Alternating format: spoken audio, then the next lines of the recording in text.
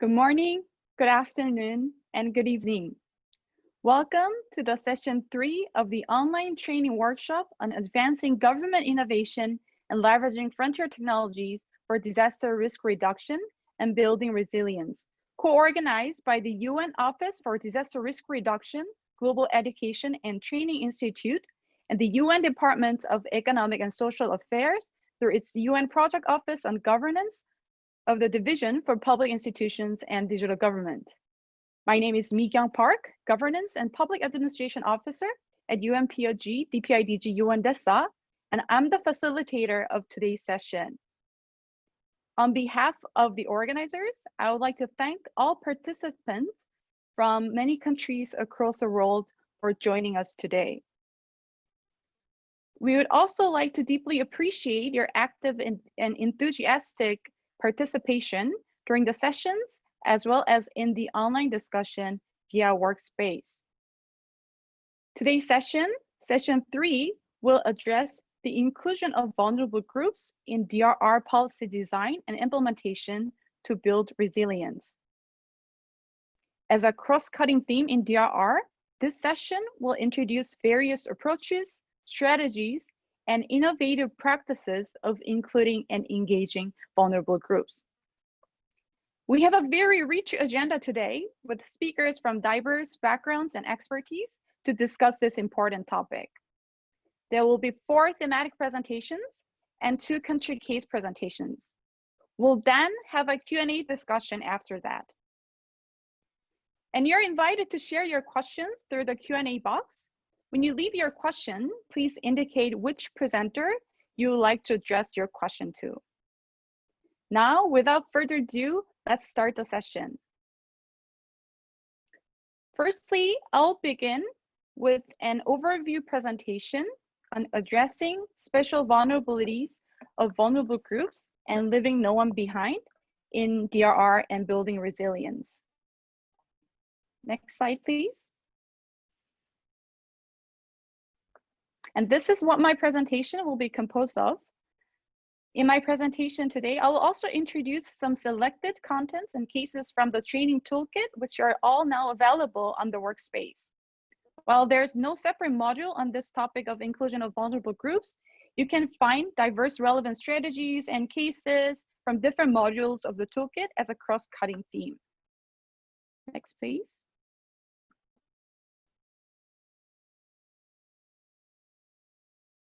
So to begin with, why is it important to ensure inclusion of vulnerable groups in DRR and building resilience?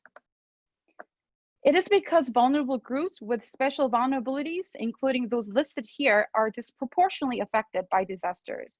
Therefore, addressing their special vulnerabilities and needs and empowering them is important for inclusive DRR policies. Next, please. We also know that inclusion of vulnerable groups and leaving no one behind is also highlighted in the 2030 Agenda for Sustainable Development as its overarching principle, and particularly related SDGs would include Goal 10, 11, 13, 16, 5, among others. Also, the Sendai framework specifically mentions that governments should engage with the relevant stakeholders, including vulnerable groups, in the DRR policy design and implementation processes. Next, please. Many statistics also demonstrate the disproportionate impact of disasters on vulnerable groups. For example, the mortality rate in disasters is higher for women than for men. Persons with disabilities have limited access to post-disaster services and resources. Also, disaster prevent children's education, further exacerbating their vulnerability. Next, please. Currently, we're also witnessing that vulnerable groups are confronting higher risk during the COVID-19 pandemic. UN policy briefs, for example, illustrate the impact of COVID-19 on vulnerable groups, including older persons and people on the move, such as refugees and IDPs. Next, please.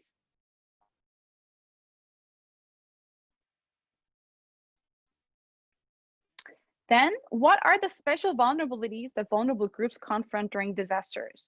They confront diverse vulnerabilities, including those indicated here, along with many other ones. So due to these vulnerabilities, they lack the capacity and resources to prevent, to respond, and to recover from disasters. Next, please. And these vulnerabilities are based on diverse root causes, including economic, social, environmental, cultural, physical, geographical, and political causes. Next, please. And about these vulnerabilities, it is important to note that vulnerability is indeed multifaceted with multiple and interlinked factors. And vulnerabilities are heterogeneous even within the same group. And vulnerable people often confront multiple vulnerabilities, for example, female refugees, youth and children with disabilities, older persons in poverty, and etc. And even for the same individuals, their vulnerability may vary from situation to situation. So we can see the vulnerability is not static, but it is indeed dynamic and evolving. And disaster further exacerbates such vulnerabilities and inequalities, trapping vulnerabilities in a vicious cycle. Next, please.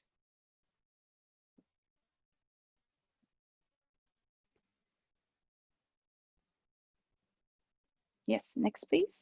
Yes, so based on this now, I would like to briefly introduce each of the 7 major policy issues and inclusion of vulnerable groups in DRR as an overview presentation for this session. Next, please. For the first issue of identifying vulnerable groups, the most important and fundamental concern is that many vulnerable groups are not covered or underrepresented in many household surveys or mapping of population, excluding them from receiving emergency disaster assistance and entitlements. So it is important to accurately identify and target vulnerable groups, for example, by ensuring their inclusion in disaster rapid assessment. Also, identifying vulnerable groups and understanding their special needs requires data disaggregation by gender, age, disabilities, etc., especially collected at the local level with involvement of communities. Moreover, most vulnerable groups lack formal identification records such as ID cards or birth certificates, making them excluded or difficult to access vital services and entitlements. So some country case examples in ID management system would include India's biometric-based DPIDG system and Cambodia's ID Poor platform, which is identifying poor households based on village participation. Next, please. Data visualization and vulnerability mapping is also very important. These are the cases from Fiji on using drones for risk assessment and mapping assistance, and from Canada to use dashboard and location-based services to identify older persons and people with illness who have higher risks to COVID-19 and show the nearby medical facilities and service to them. I will not go into the details of the cases due to the time constraint. Please refer to the toolkit and other background materials to be shared via Workspace. Next, please. The second policy issue is mainstreaming vulnerabilities in DRR policy, legislative, and regulatory frameworks to ensure that DRR policies take into account special vulnerabilities and needs of vulnerable groups at all levels. And these are some of the examples of relevant frameworks from different countries. Next, please. Thirdly, it is important to allocate budget and mobilize resources specifically for supporting vulnerable groups. Particularly, government can engage vulnerable groups and civil society organizations in the process of budgeting, and they could also leverage innovative financing mechanisms such as crowdfunding and commercial insurance. And these are some examples from Mexico and the Republic of Korea in this regard. Next, please. The fourth issue is delivering special services for vulnerable groups. For this, first of all, special services need to be designed by addressing the special needs of vulnerable groups. Then it is also important that these special services do reach to vulnerable groups and the services are delivered to them. For this, providing multi-channel service delivery is important as many vulnerable groups lack access to digital technologies and other infrastructures. Last but not least, it's also important to ensure transparency and accountability on delivering emergency services and relief assistance. Next, please. There are two cases. The first case here is the use of drones to deliver vaccines to remote areas in Vanuatu, especially to children and pregnant women. The second case is the use of blockchain by the World Food Program to distribute food to the refugees who do not have bank accounts or documents, ID documents. And blockchain could also help contribute to reducing fraud and corruption in payments. Next, please. The fifth issue is about ensuring inclusive information sharing and risk communication. As we have also seen during the last session, government can harness social media and new technologies for fast and inclusive risk communication. But at the same time, providing information through the traditional communication channels, such as radio and television and etc., is also important, as many vulnerable groups still do not have access to digital technologies. It is also important to address the special obstacles of certain vulnerable groups, such as providing information in sign language. And volunteers and CSOs also play a significant role in ensuring the communication reaches all.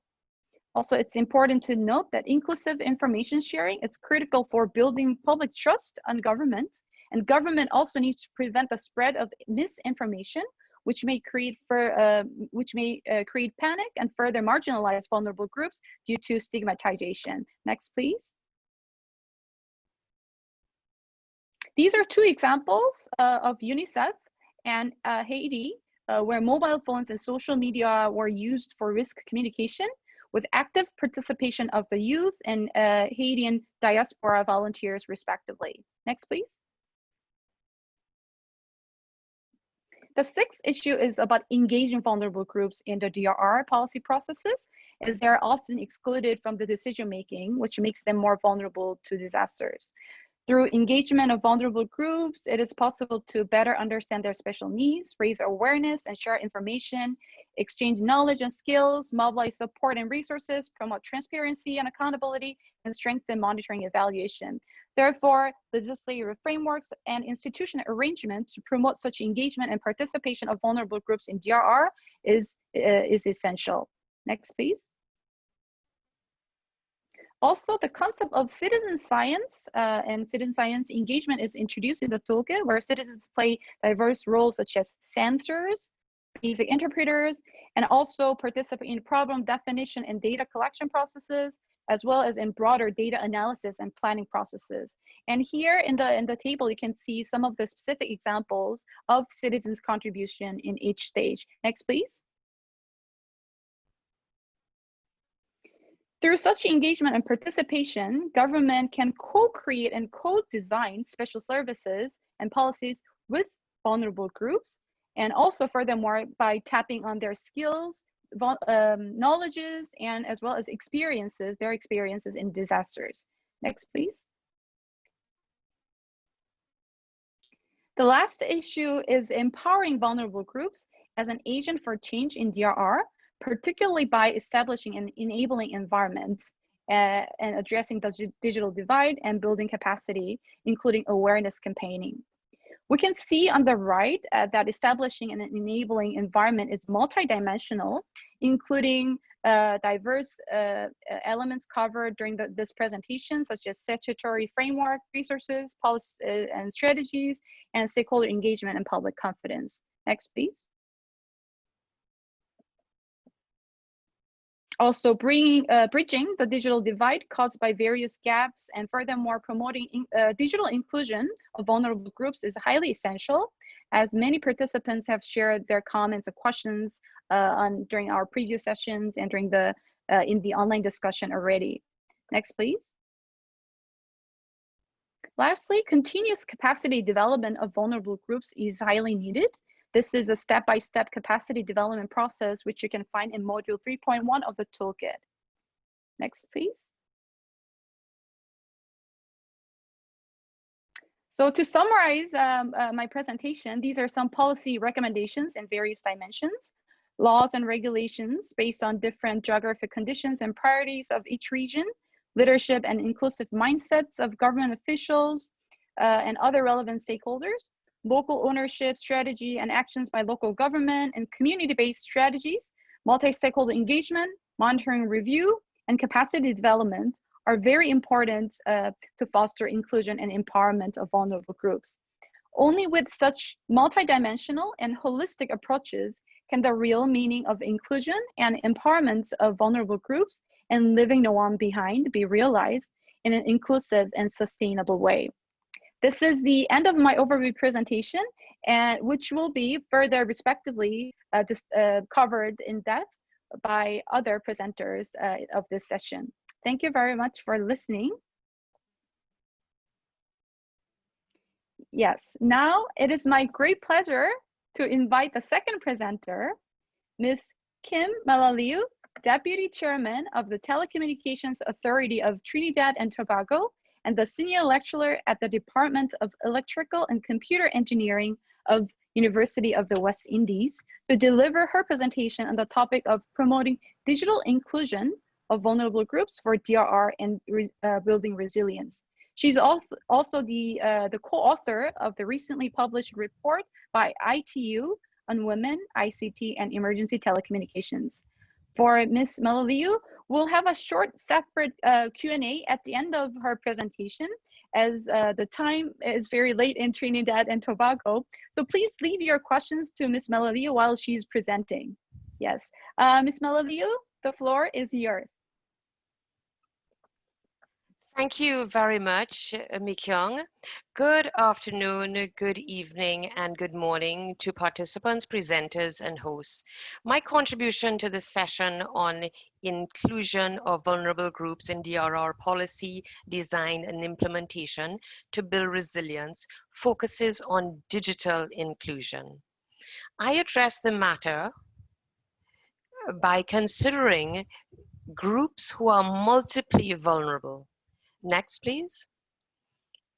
For example, the poor small-scale fishers with their long traditions of social exclusion on land and little protection from the ravages of weather and climate at sea, where they earn their livelihood.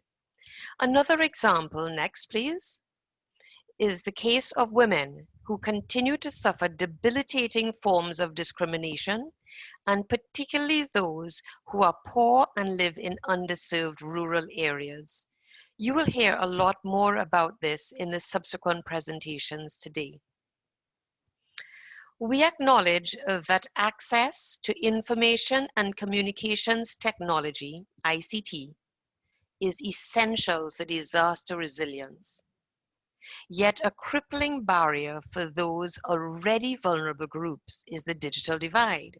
That is to say, the gap in access to and usage of ICT by various populations. The digital divide is differentiated. In Women, ICT, and Emergency Telecommunications, a publication launched last month by the Emergency Telecommunications Cluster, ETC, and International Telecommunication Union, ITU, we explore the digital gender gap.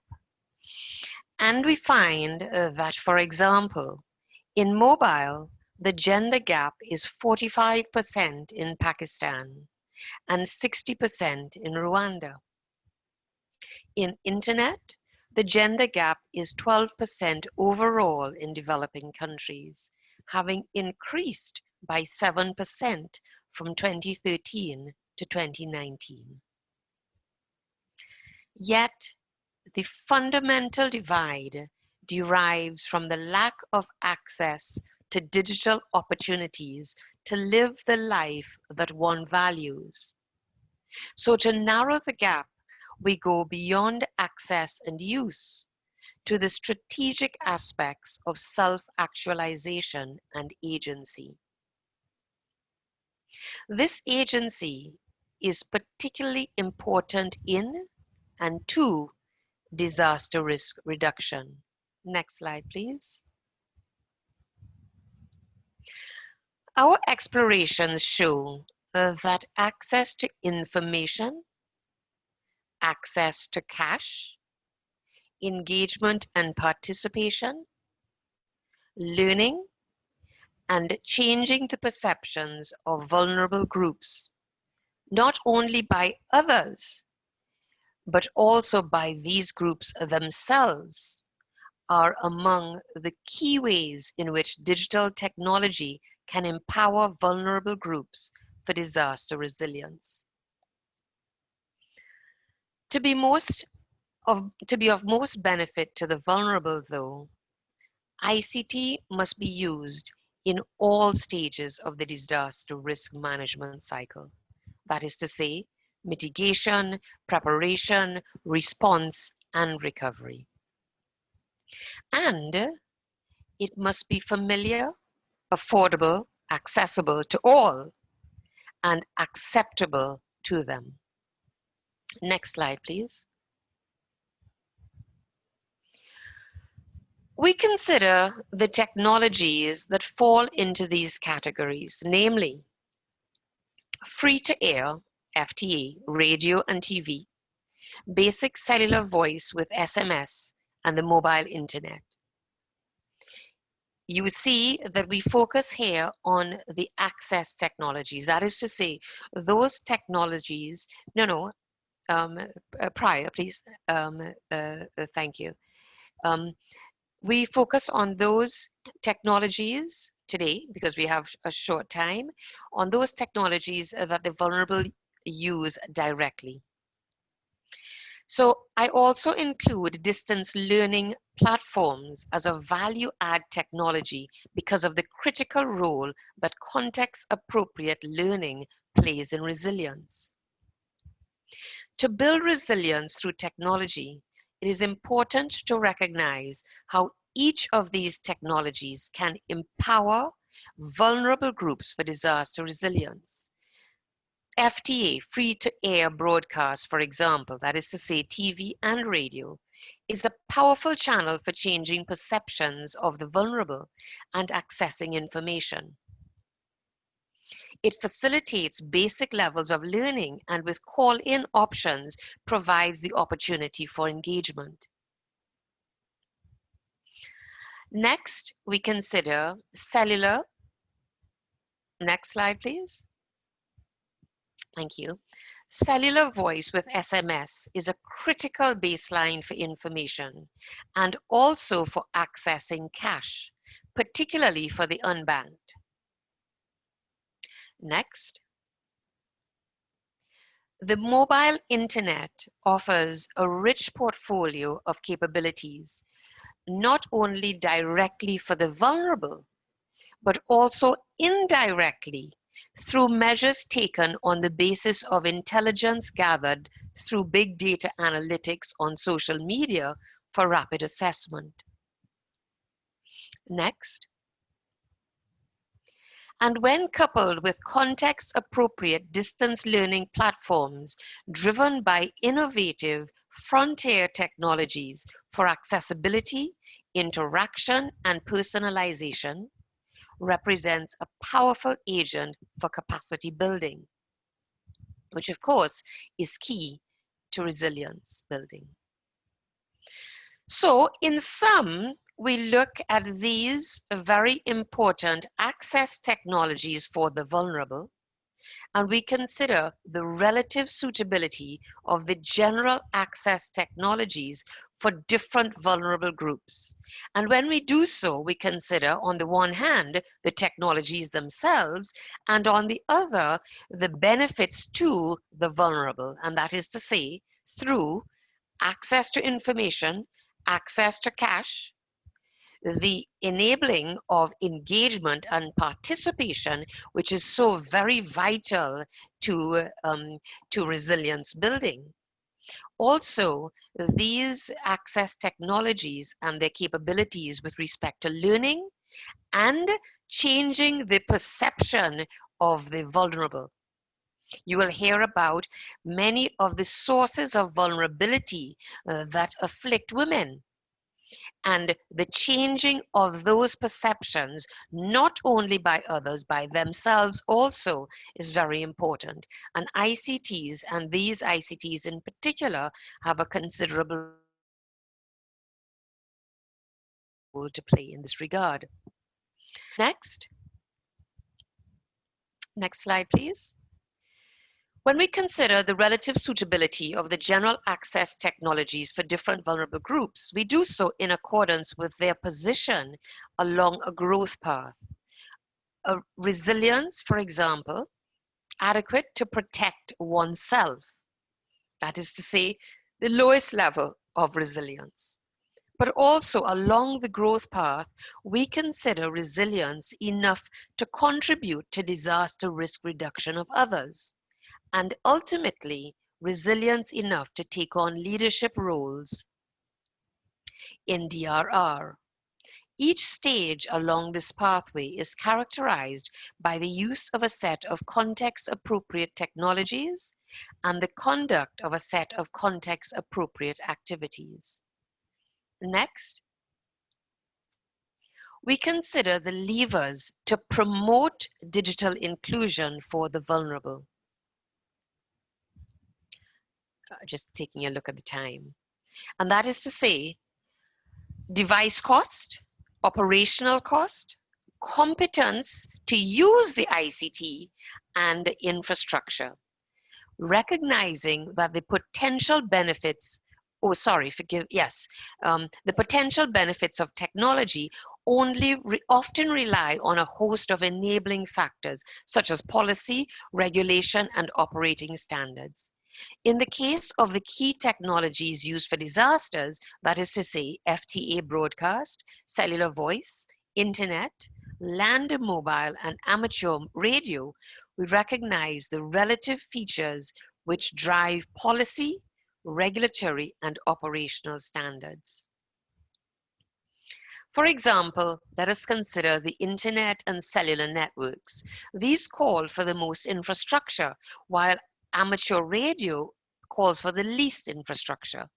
Though FTA, TV, and radio require less infrastructure than these networks, it is relatively familiar, affordable, accessible, and acceptable to vulnerable groups. So policy and regulatory interventions may be necessary to ensure that their services are available in areas occupied by vulnerable persons. Also, the establishment of community Wi-Fi hotspots in rural and other underserved areas, including some dense urban areas, may require policy and regulatory interventions for most effect. Amateur radio, which is very important technology for DRR, can get by with modest infrastructure, but requires operator certification and licensing, which have presented barriers for many vulnerable persons who, with appropriate policy, regulatory, and other support, would be encouraged to join the DRR community. Next. We look at a sample of policy-driven strategies to promote digital inclusion of vulnerable groups for DRR and to build resilience using technologies that are familiar, affordable, accessible to all, and acceptable. Alongside other measures to benefit the vulnerable, such as gathering of disaggregated data by their vulnerabilities, very important. Governments should undertake a number of strategies. One, for example, is not only to look inward, but also to look outward and exert international pressure on digital platform operators to protect users' rights.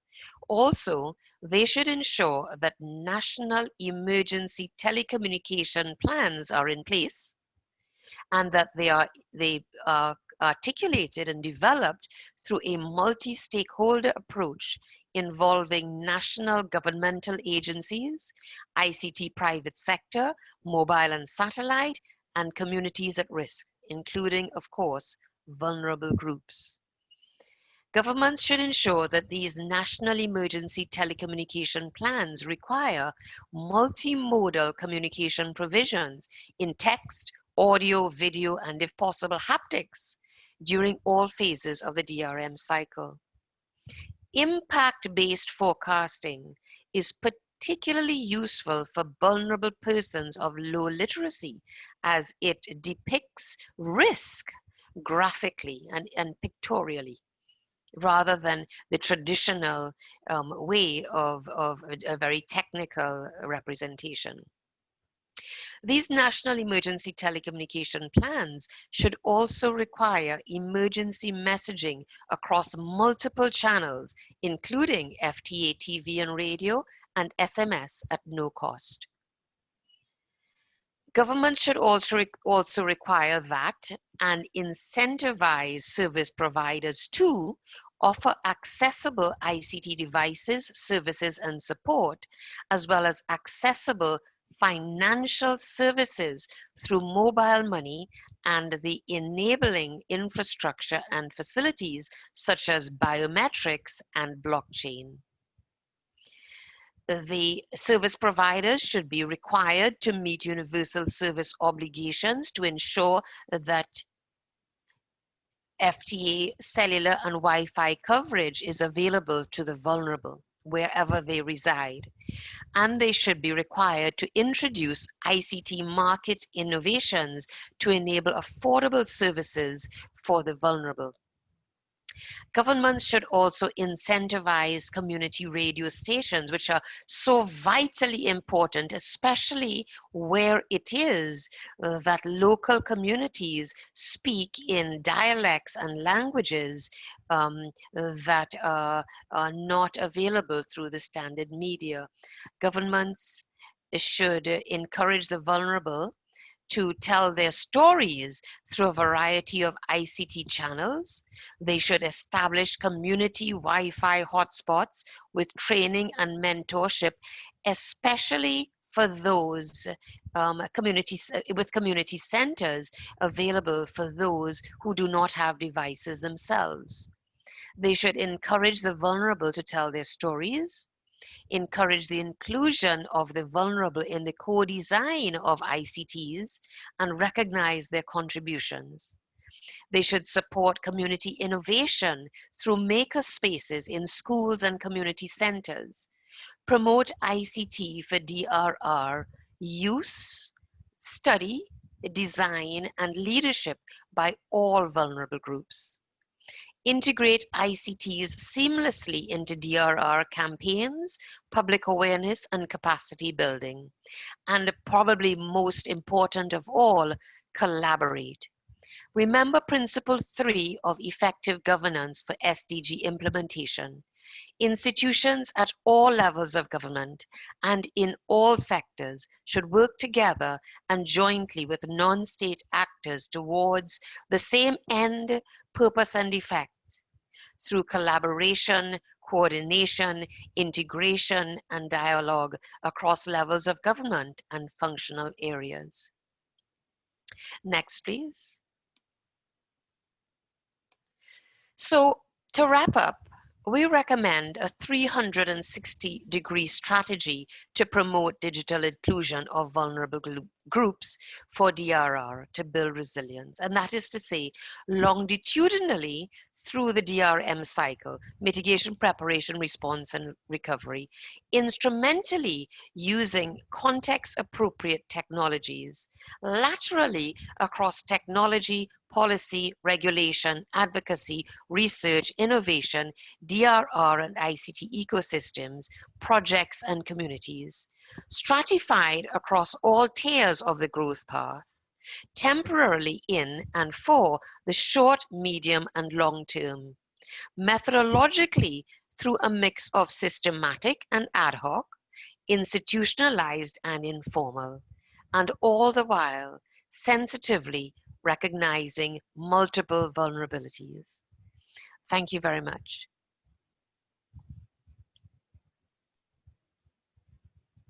Thank you very much, Ms. Malaliu, for your very insightful presentation. I think your presentation has very comprehensively demonstrated how ICTs can enable resilience for vulnerable groups at different stages of protection, contribution, and leadership, and also has shared with us very concrete and multidimensional strategies to address the digital divide and promote digital inclusion of vulnerable groups, also particularly emphasizing the collaboration among various stakeholders. Now we'll have a short Q&A with Ms. Malaliu on her presentation. I think due to time constraint, we'll have time for 1 or 2 questions. We've received several questions from the participants. The first question, yes, how how can uneducated people be engaged in leveraging ICT or digital technologies? Ms. So, Amelio, please. yes, I think this is very important, and this is why I mention some of the frontier technologies, and this is the responsibility of the whole ecosystem to get involved in utilizing frontier technologies to make ICTs work for the uneducated, so that they do not have to utilize text, they do not have to read text. For example, I used the example of impact-based reporting for disasters for those with moderate illiteracies.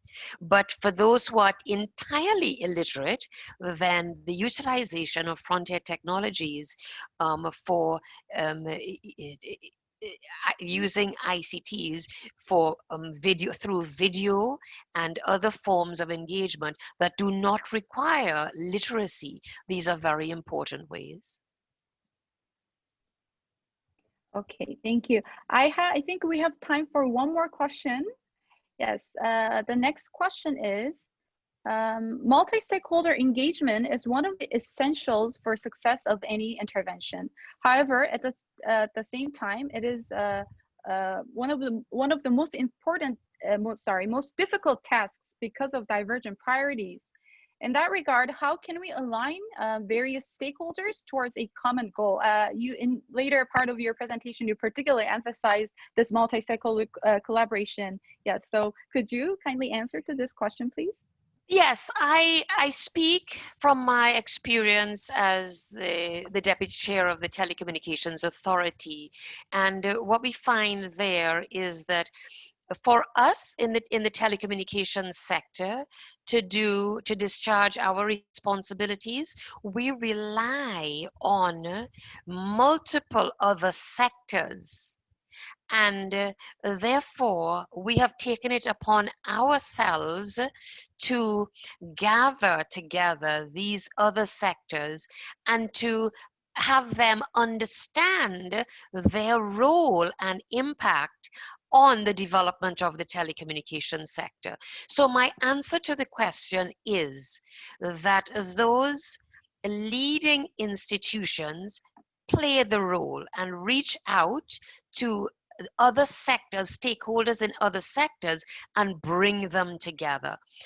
One of the requirements under our national telecommunications plans is for this aggregation of multiple sectors to a single goal.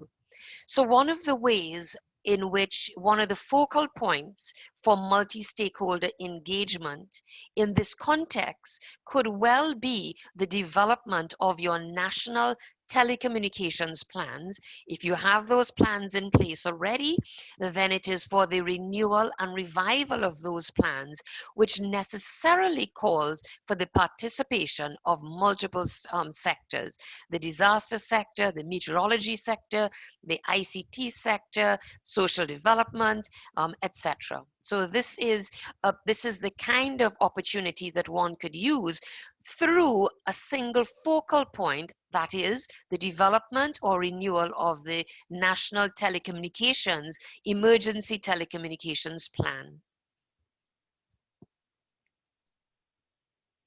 Okay, thank you very much, Ms. Malaliu.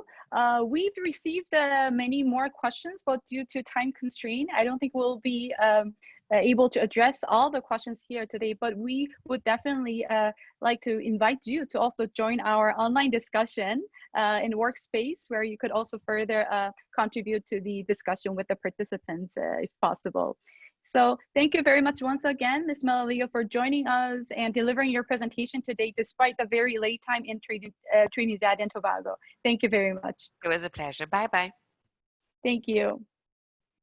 Next, I would like to invite our next speakers, Mr. Luis Millman, visiting professor at the University of Leuven and the vice chairman and member of the UN Committee of Experts on Public Administration, CEPA, and Mr. Andreas Versman, Associate at Public Strategy for Sustainable Development, who will be co-delivering the next presentation on governance innovation for inclusion and participation of vulnerable groups in DRR policy design and implementation.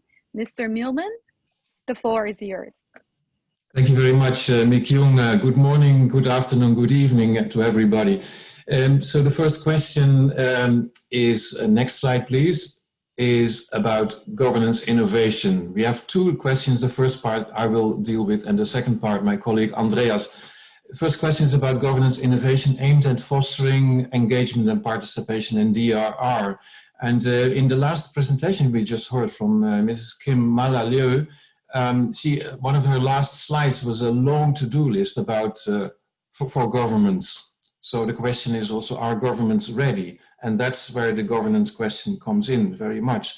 I was also very happy that she mentioned principle 3 on effective governance, the principle on collaboration, of one of the 11 principles of effective governance elaborated by our committee together with UNDRR and also endorsed by UN ECOSOC, because such principles have shown to be very useful also in testing or in assessing existing governance and policy frameworks.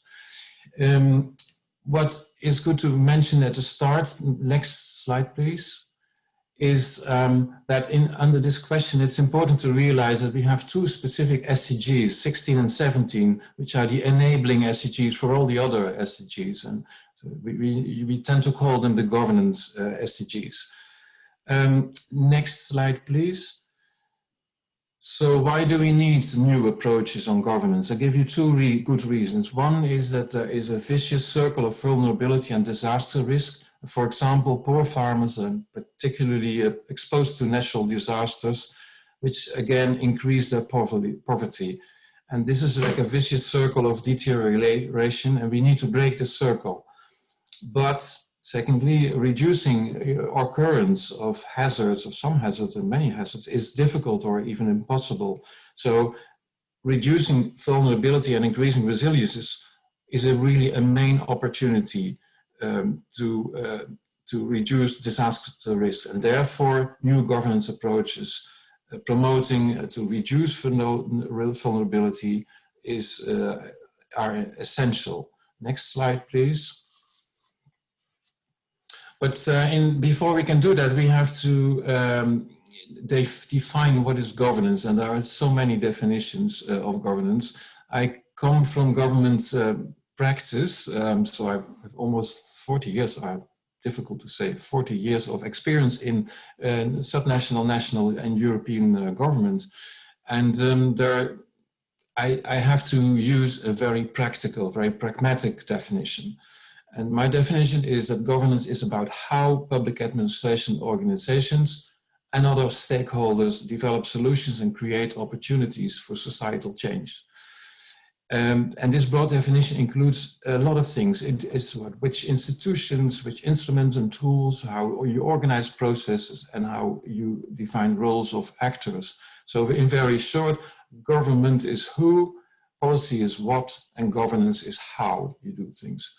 And then there are many shapes, many aspects of governance, and two important are, in the first place, how to govern the relations and the processes with stakeholders, and secondly, how to ensure efficient and accountable institutions. Next slide, please. And what is also important is that governance is in reality a combination of three basic styles, where often one is dominating. And national cultures and traditions can determine the default governance style. The hierarchical style is the classical style in most public administrations, but the network and market styles are also important, and they are sometimes still called the new styles of governance. But the point is that all three exist, and if you look at some of the features of these styles, you quickly can see that each of these styles has a kind of a very convincing logic, but the logics are very different, and they are contradictory also sometimes. They're also based on three different worldviews. And in some countries, there is a preferred governance style, a solution for everything. I'm from the Netherlands in Europe, where every problem needs a partnership, people think. And my Eastern neighbors in Germany, they start usually with making a law. If there's a problem, you need a law. And on the other side, on the west of our country, the United Kingdom, when there's a problem, they first look at financial instruments, incentives and things like that, market solutions. So this is really an important thing as a starting point for changing governance, understanding your own governance preference. And next slide, please. So this also shows that there is no one-size-fits-all solution, but some general conditions exist. So it should be about improving access, improving and producing better quality, and be inclusive and people-driven and people-centered initiatives. This is important if you want to innovate, focus, governance focus on vulnerable groups. Multiple causes and multiple solutions are there. And we have here the example of gender responsive services. I won't go into this for time reasons, but in the session after us, the colleagues will go deeper on that. Next slide, please. And after the conditions for governance innovation and the causes, what are then the needs? And some of the needs are leveraging technology. There is a need to transform the ways of designing and managing policies. One innovation need is also creating an inclusive, citizen-centered and participatory public service culture and delivery. And it's important to talk about public service culture. If we want to change that, we have to adjust an internal governance, which is often not really there. I mean, internal governance of a public administration, of a ministry or another organization is usually focused on delivering the results, but it's not about the mindset. But still, we need to create a change of the mindset of government officials and towards more flexibility and thinking out of the box, collaboration and learning between different departments. Next slide, please. And if you think about that, here are 7 examples of features or dimensions of governance where a shift might be useful or might be needed. And I won't go through them all, but on leadership, is the leadership style directive, is it top down? You could try to move it more towards a collaborative approach or to even empowerment. Or the role of government, is it still thought it's a mindset thing, a ruler of society, or is the government a partner, or is it a service provider? Different options, but we have to realize what is the preferred option in our organization or in our country, and if the other options create maybe more solutions. Organizational silos, very important, but in a positive way that they provide structure. So I don't really believe in breaking down the silos, this mantra you often hear. I much more believe in that teaching silos to dance is a better solution, that you bring them to make them work together and still keep the responsibility structure division. Institutional logic, communication styles, relation types, and the values of civil servants are different. And these are just 7 of 50 dimensions, which in my latest book, I elaborated more concretely. But that offers a huge toolbox to work on this. And playing with all these styles and these features is called meta-governance or governance of governance. The next and last slide, please. Yeah, my last point is that you can see from left to right, from hierarchy to via network to market governance, different approaches to engaging stakeholders and engaging vulnerable groups specifically. And my point is that governance for engagement is always situational. Maybe informing people is okay, but often involvement works better, and you could also strive for empowerment or go for a mixed approach. What I want to show especially is that governance innovation is about using all the opportunities and do it in a way that work in your own country, in your own situation. That was what I wanted to say as a first introduction. These are just a few concepts on governance innovation for improving social inclusion of vulnerable groups. Andreas will go more deeper in a few aspects of this and also will give some examples. Thank you. Andreas, over to you. Yes, thank you very much, Luis. So I would like, please next slide. I would like to present some practical cases that demonstrate the added value of engagement of vulnerable groups for disaster risk management. Information about all these cases is also available on the workspace. So yeah, there I shared more detailed explanation of these examples. Next slide, please. Before going into the case studies, I would like to underline again the general purpose of engagement of vulnerable groups and other stakeholders for effective disaster risk reduction. The Sendai framework has made that very clear in the guiding principles.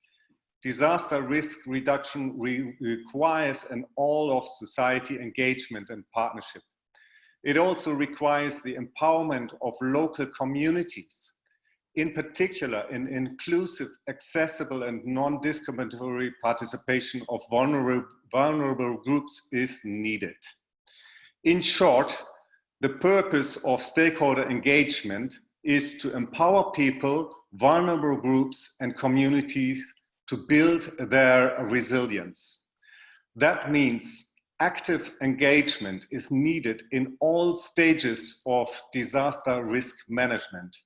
In the following presentation, I will look in particular at risk assessment, disaster prevention and mitigation, and at preparedness and early warning.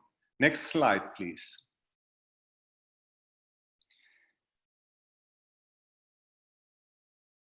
Let me begin with the first stage of disaster risk management, the risk assessment.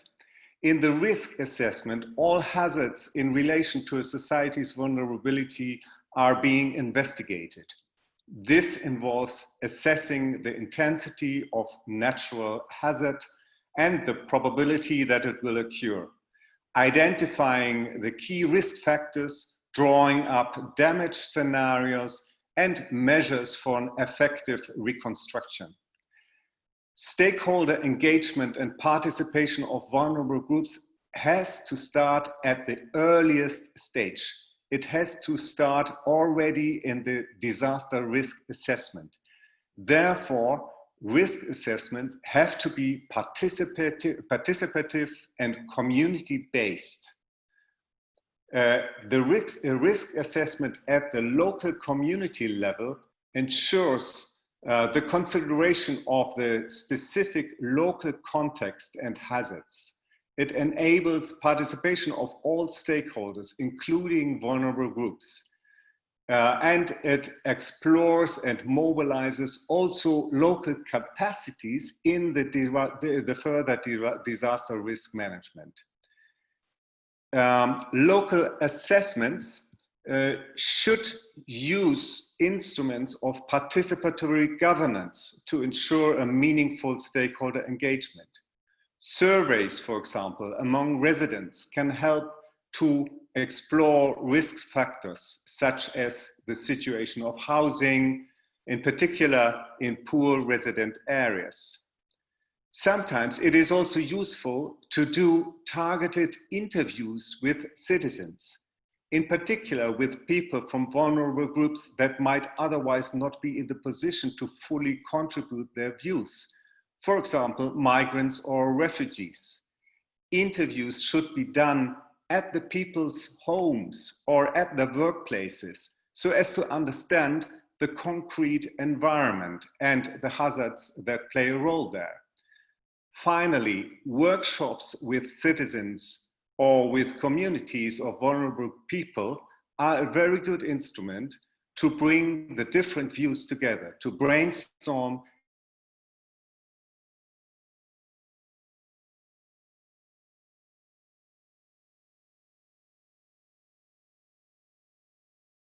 very important.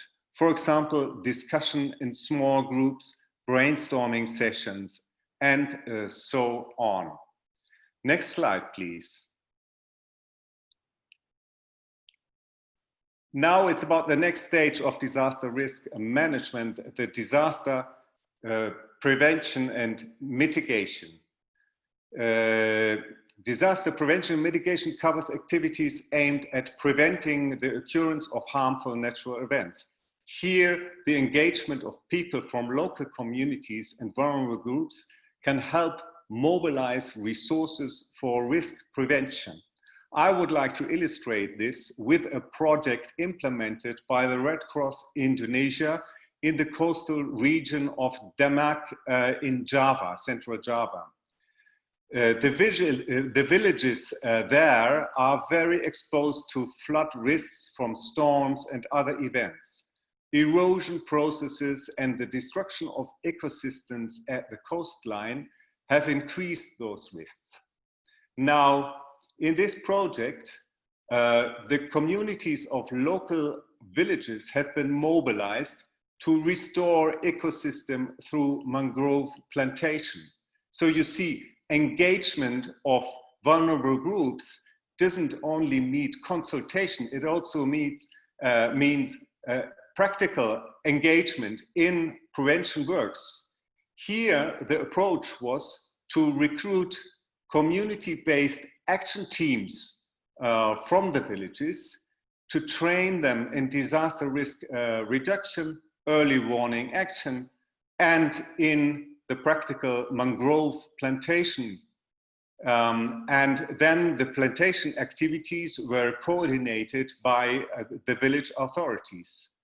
The result was that the local resilience was increased through capacity building. And that means not only the resilience to disasters, but also the economic resilience, because local new revenue sources were developed through the mangrove plantation. Next slide, please.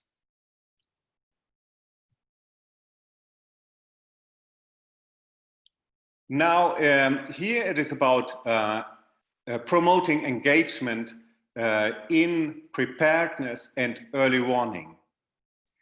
The engagement of local communities and stakeholders is crucial to ensure preparedness and early warning in case of a disaster event. Many examples show the enormous contribution of the engagement of volunteers in this stage for disaster risk management. I would like to mention here the case of the Bangladesh Cyclone Preparedness Program, CPP. The CPP during the cyclone Mora 2017 saved thousands of lives through more than 50,000 CPP, 55,000 CPP volunteers and Red Crescent youth volunteers.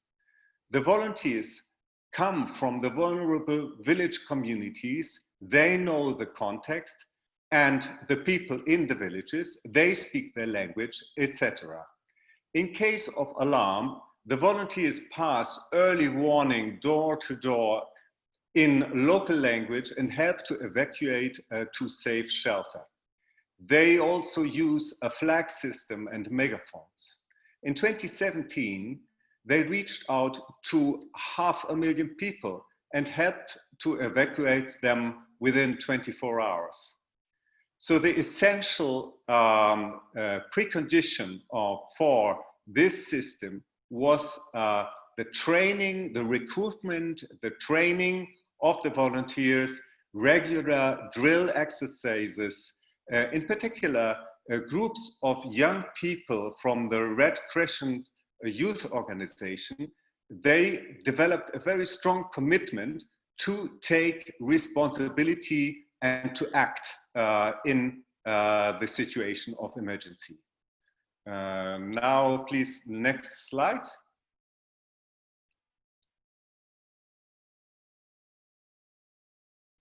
There's also another example that demonstrates the value of the engagement of vulnerable groups here, in particular related to refugees and migrants. Working with volunteers actually is also a very important approach to stakeholder engagement of migrants and refugees. Here, again, the case of Bangladesh. In Bangladesh, the coastal district of Cox's Bazar hosts about around 700,000 refugees from Myanmar. They live in camps that are very much exposed to monsoons and cyclones. Here in the camps, again, teams of volunteers were recruited from the refugee communities. And these volunteer teams are trained in disaster risk preparedness and early warning, and participate in regular mock drills. They are also consulted in disaster risk assessment. The camp volunteers are actually a very important mediator. They connect the disaster risk policies and the disaster risk organization to the culture, the language, and the context of the displaced communities in these camps. Next slide, please. Now, finally, I would like to underline the enormous potential of modern digital technology to boost participation of citizens, local communities, and vulnerable groups in disaster risk management. Of course, Mrs. Mallieu has already extensively explained this potential. Maybe I can just add one more example here. Important tools here are social media, crowdsourcing, crowdfunding, volunteer geographical information, and citizens science.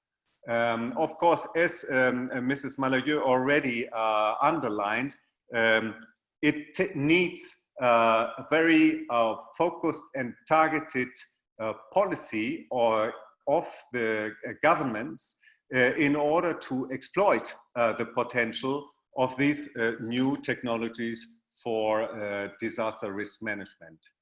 Next slide, please.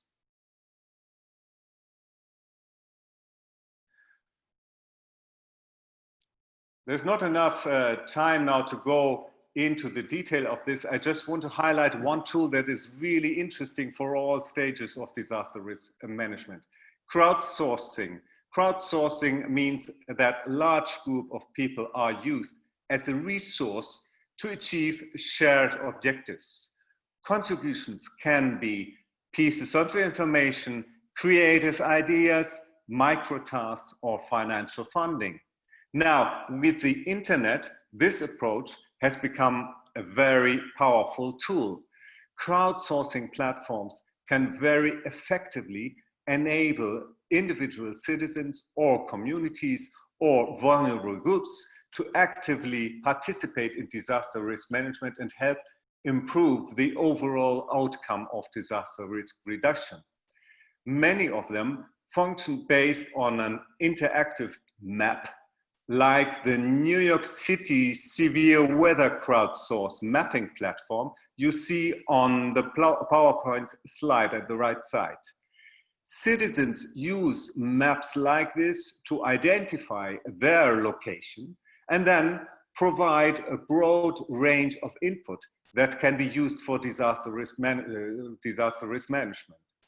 For example, shared information about local events that can increase the disaster risks. For example, obstacles, sediments in rivers that increase the risk of flooding. Or they can share local disaster relevant information, such as local floods or weather information, disaster damages or blocked roads. that hinder evacuation. Information about local evaluation activities that can help coordination of disaster response activities. Next slide, please. So there's one example of crowdsourcing from Tanzania that is actually very impressive. The problem there was that in Dar es Salaam, the soil erosion at the river causes river flooding and threatening villages and communities that live alongside that river. Up-to-date data on local soil erosion is needed for risk mitigation and preparedness. So here, 16 local mappers were trained to create a soil map of the river. The mappers are trained citizens. They use digital mapping tool on their mobile phones. They locate the locations of sampling with this mapping tool, and then they take soil samples, analyze them, and upload the results from sampling through the digital mapping tool. As a result, the city of Dar es Salaam has been able to create a soil map of the river environment that is a very useful knowledge base to assess flooding risks and elaborate the necessary mitigation measures. Next slide, please. Mr. Versman, I'm sorry to interrupt. It will be appreciated if you could start kindly wrapping up your presentation. Yes, please. I do. Thank I you. do. Actually, I'm at the end of my presentation. Only maybe to mention that, of course, now with the COVID crisis, these digital tools will take these technologies to a new level that will also be very relevant for the broader field of disaster risk management. Please, next slide. And even the next slide. To conclude, so as my colleague Louis Möllermann said, governance innovation requires an open mind, trying out new ways, thinking out of the box, including risking to fail. Second, engagement of vulnerable groups and communities in all stages of disaster risk reduction is a powerful resource to build resilience against disaster events. Third, empowered local communities are indispensable for integrated participation and engagement. Fourth, volunteers from vulnerable groups build links to the cultural and social context and mobilize resources of vulnerable groups. Digital technologies, I have mentioned that, the potential, then of course, effective engagement requires also investment in skills and in the management of participative processes. Last slide, please. At the beginning of our presentation, we have mentioned the vicious circle of vulnerability leading to more risk exposure in disaster events and disaster increasing again poverty and other factors of vulnerability. Now, at the end of the presentation, I hope that we have demonstrated how engagement of vulnerable groups in disaster risk management can contribute to empower vulnerable groups to become more resilient, thus creating a virtuous circle of empowerment and growing resilience. Thank you very much. Thank you very much, Mr. Mielman and Mr. Versman, for a very insightful presentation with extensive explanations on governance innovation to promote engagement and participation of vulnerable groups. Also, the diverse cases you presented of engaging vulnerable groups at different phases of DRR I think are very helpful for moving from the vicious circle of disaster risk exposure toward the virtual circle of empowerment and increasing resilience, as you've mentioned. Thank you very much. Next, it is my great pleasure to invite Ms. Shanae Lindstrom Okuzen Social Affairs Officer from the Gender Equality and Social Inclusion section of the Social Development Division of UNESCOP, and Ms. Aiko Akiyama, who is a Social Affairs Officer also from the same section of the UNESCOP, to deliver one joint presentation focusing specifically on gender and disability inclusive approaches. Ms. Ogujan, the floor is yours. Thank you so much, Yukyung, and thank you very much for the organizers for the opportunity to be with you today. My name is Shanna, and I'm joined, as you just heard, by my colleague Aiko. We both work in the Economic and Social Commission for Asia and the Pacific of the United Nations. I work on gender equality and the empowerment of all women and girls, promoting in particular Sustainable Development Goal 5. And Aiko works on disability inclusive development in our Asia Pacific region. We are happy to present to you today on gender and disability inclusive approaches to disaster risk reduction and resilience building. I will present the first few slides related to gender issues in disaster risk reduction and then hand over the floor to Aiko. Next slide, please. Now, let's begin with a quick look at the ways in which gendered inequalities play out in our region here in Asia and the Pacific. Employment is one of the most important keys for economic empowerment and resilience. And oftentimes, it's through informal employment that people can access benefits and services such as social protection, pension, and paid maternity leave. In Asia and the Pacific, the majority of working women, around 64%, are engaged in informal forms of work. So there continues, therefore, to persist an employment gap of about 34 percentage points between men and women. Additionally, relative to men, women and girls do about 4 times more unpaid care work, which takes away much time from other forms of work, education and skills building. And violence against women and girls continues to be an issue across the world and in the Asia Pacific region as well. As you may have heard or discussed previously, the rate of violence, especially domestic violence, has increased in recent times in the context of the COVID-19 pandemic. To be sure, we still have a long way to go to achieve gender equality. And it holds true for our region as well. Such inequalities are present in all areas of our lives, within households, at the workplace, in communities, and at the national level. So in a world where systemic gender inequality and discrimination continue to persist, the dynamics responsible for this continued perpetuation cannot and should not be ignored. This quote, as you see on the slide at the bottom right hand corner, is from a report which sums it up very eloquently. Disasters can reinforce, perpetuate, and increase gender inequality. There are many reasons why some disasters and events resulting in higher mortality among women and girls or result in increased violence against women and girls post-disaster or leave more women in poverty. You can see some of these on the slide, including lower access to information and a lack of access to resources and ownership. When disaster strikes, women are disproportionately impacted compared to men. For example, there was in Bangladesh in 1991 April a powerful cyclone that hit the country where 90% of those killed were women. And 4 times more women were killed in India, Sri Lanka, and Indonesia by the 2004 Indian Ocean tsunami than men.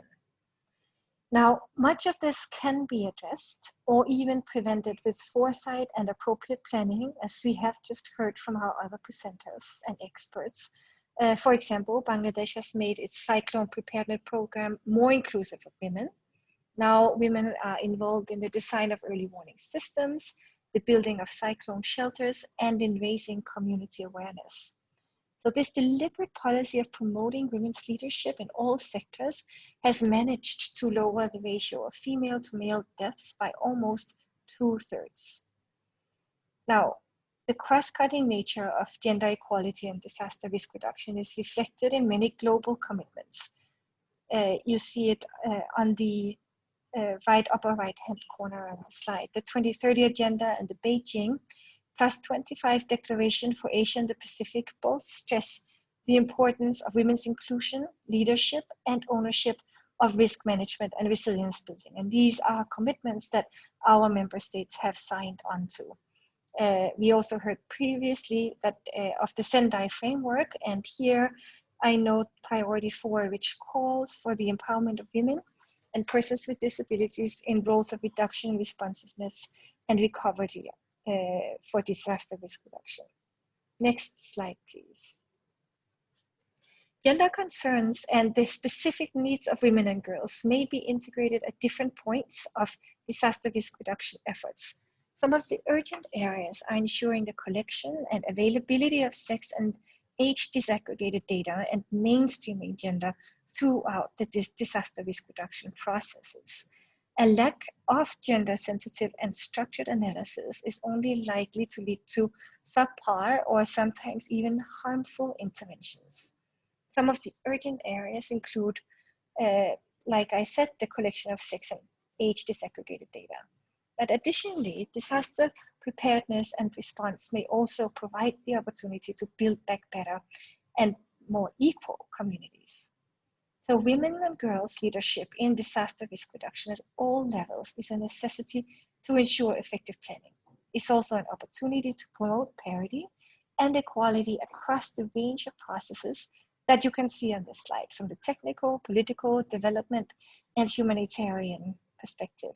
It's important to encourage and ensure that women and girls are empowered to participate on an equal footing with men in all initiatives ranging from risk assessments, early warning systems, to community planning and resource management. Next slide, please. Transformative women leaders build on, learn from, and magnify the impact of other women leaders. Critically, they open the way for more women and girls to emerge as leaders and contribute progress towards eventual gender parity in leadership and decision-making. Promoting transformative women's leadership across the Asia-Pacific is one of ESCAP's top priorities. In our work, we highlight, bring together, and provide technical guidance to leaders across the region. Last year, we at ESCAP produced the report that you see in the lower left-hand corner, entitled Pathways to Influence on Such Leadership. We also compiled a number of interviews with inspirational women from the region. And you can see two such examples of transformative women leaders.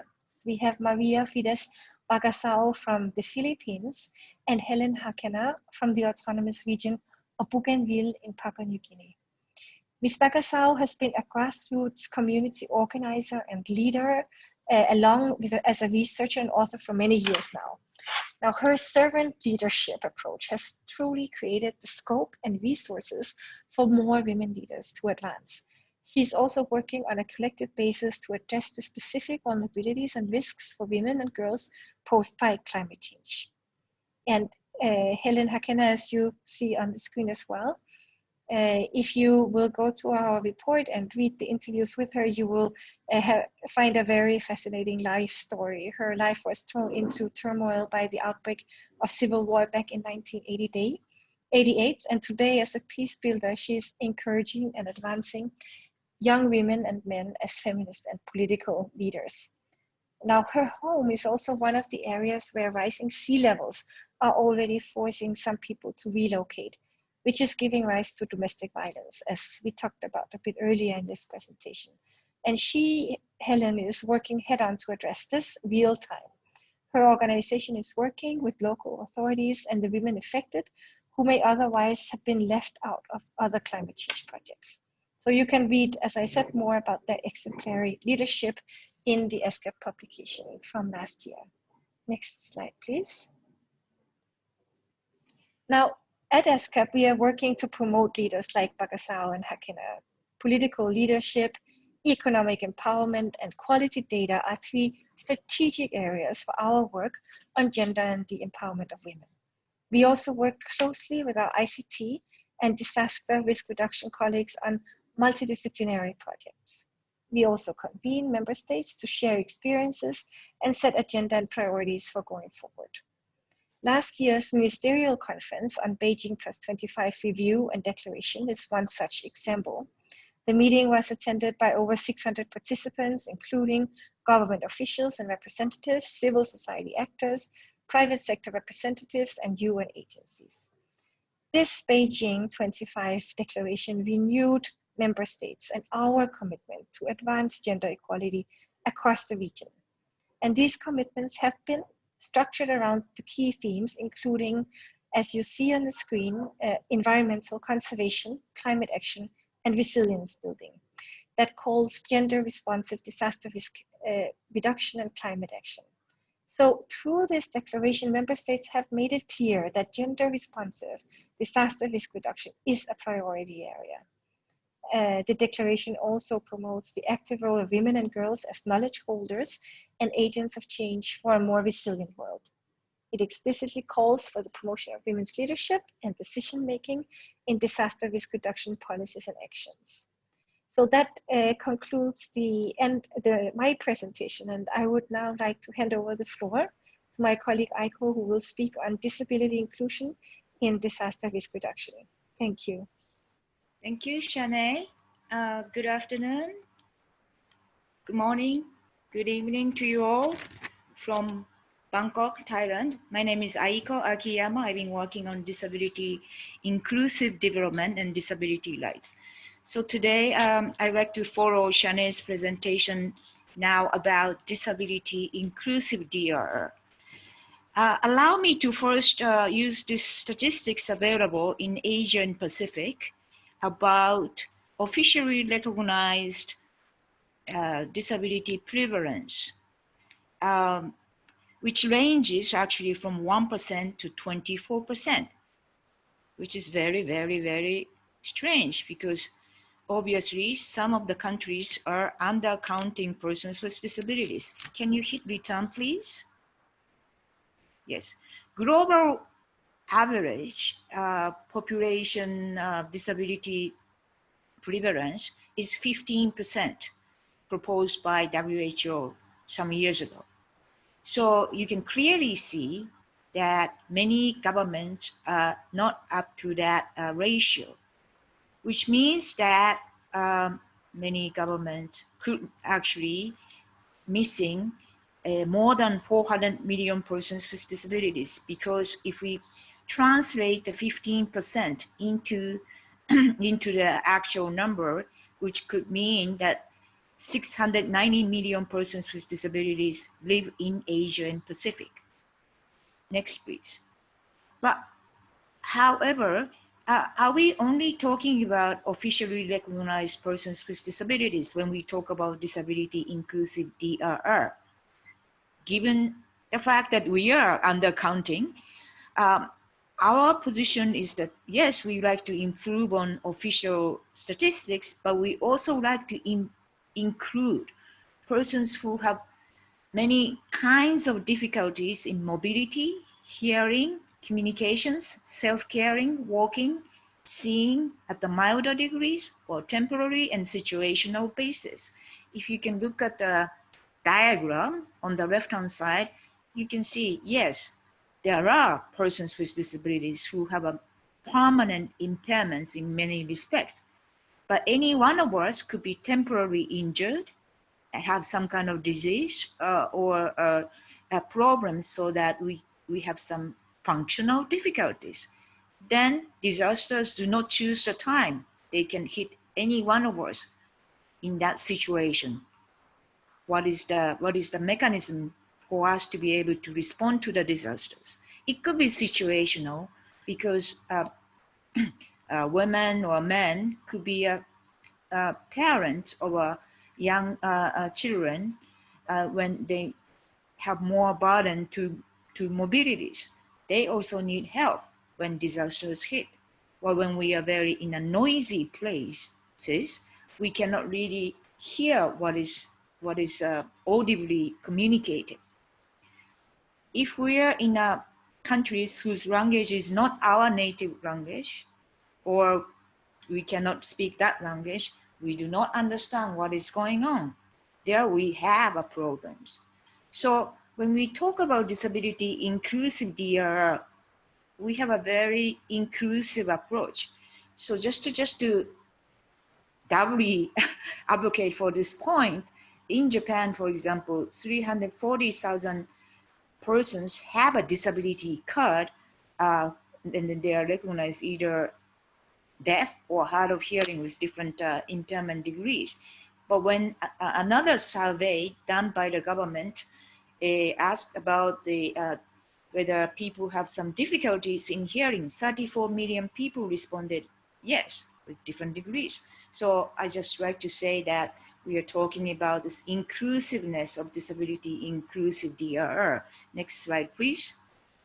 In addition, this trend will be accentuated, particularly in Asia and Pacific. Population aging is a key demographic trend. In 2019, more than 400 people are aged 65 years and older. By 2030, this number will reach around 605 million. So 12% of the total population will be older than 65 years old. Now, the third statistics is a global statistics. More than 46% of older persons, in this case, those who are older than 60 years old, have some kind of disabilities. So as the global population aging is progressing, so to speak, we will have more persons with difficulties. Next slide, please. Yes. So what are the challenges? Unfortunately,